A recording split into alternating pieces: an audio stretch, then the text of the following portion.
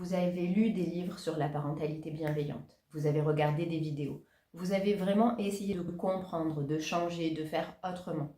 Et pourtant, il y a des soirs où vous vous couchez épuisé avec cette voix dans la tête qui dit « J'aurais dû rester plus calme, j'aurais dû mieux accueillir ces émotions, j'aurais dû ne pas crier. Je ne suis toujours pas le parent que je voulais être. » Si vous vous reconnaissez là-dedans, cette vidéo est pour vous, parce qu'il y a quelque chose dont on ne parle pas assez. La parentalité bienveillante peut se transformer en une pression supplémentaire. Avant de commencer, si vous vous êtes déjà demandé pourquoi vous criez sur votre enfant malgré vous, j'ai créé un petit quiz rapide, gratuit, pour vous aider à y voir plus clair. Le lien est en description. Au départ, l'idée de la parentalité bienveillante, elle est belle. Elle dit « Ton enfant a des émotions, accueille-les. Il a des besoins, essaye de les comprendre. Il n'est pas un problème à corriger, c'est un être humain à accompagner. » C'est profondément juste. Et c'est ce en quoi je crois profondément. On a pris conscience, collectivement, que certaines façons d'éduquer n'étaient pas bonnes pour nos enfants, qu'on pouvait faire autrement, mieux, avec plus de douceur, plus de compréhension, plus de lien.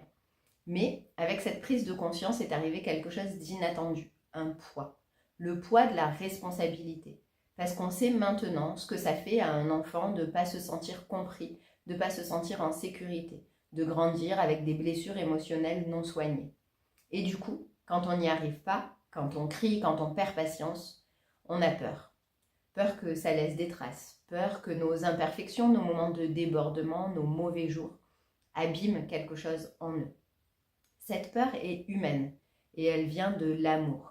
Mais elle est devenue pour beaucoup de parents une nouvelle source de culpabilité, permanente, épuisante.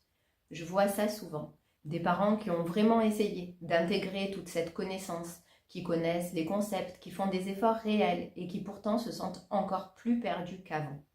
Parce qu'ils mesurent maintenant l'écart entre l'idéal qu'on leur a montré et ce qu'ils vivent vraiment au quotidien. C'est pas ça la bienveillance.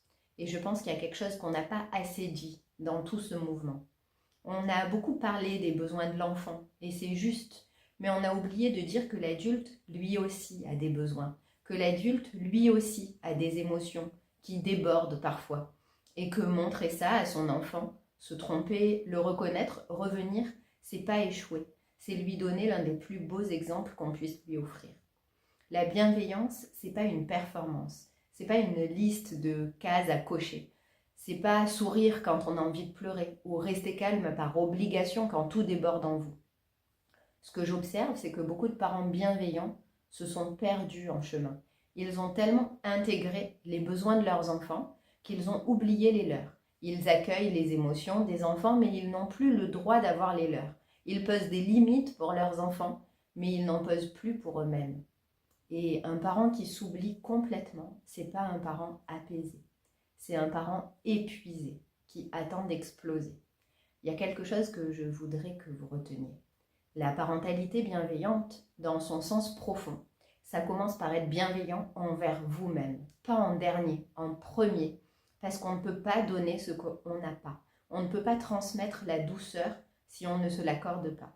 Et vos émotions, même les moins jolies, même la colère, l'impatience, le ras-le-bol, elles ont le droit d'exister.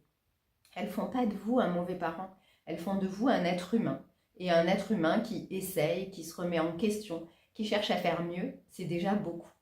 Votre enfant n'a pas besoin d'un parent parfait. Il a besoin d'un parent vrai, d'un parent qui apprend, d'un parent qui, quand ça dérape, revient, qui répare, qui continue. Alors, si ce soir vous vous couchez avec cette voix qui dit que vous n'avez pas fait assez bien, posez-vous une autre question. Est-ce que j'étais en lien avec mon enfant aujourd'hui? Est-ce que j'ai essayé? Est-ce que je suis là encore en train de chercher comment faire mieux? Si la réponse est oui, c'est déjà tout ce dont votre enfant a besoin. Si cette vidéo vous parle, partagez-la à un parent qui se met trop de pression en ce moment. Et dites-moi en commentaire, est-ce que vous aussi vous ressentez cette pression de devoir être un parent parfaitement bienveillant? Je vous lis toujours avec beaucoup d'attention. Pour aller plus loin, je vous invite à regarder ma vidéo sur les parents épuisés, parce que souvent, derrière cette pression de bien faire, il y a aussi une grande fatigue. Vous pouvez cliquer juste là. À très vite! et prenez soin de vous.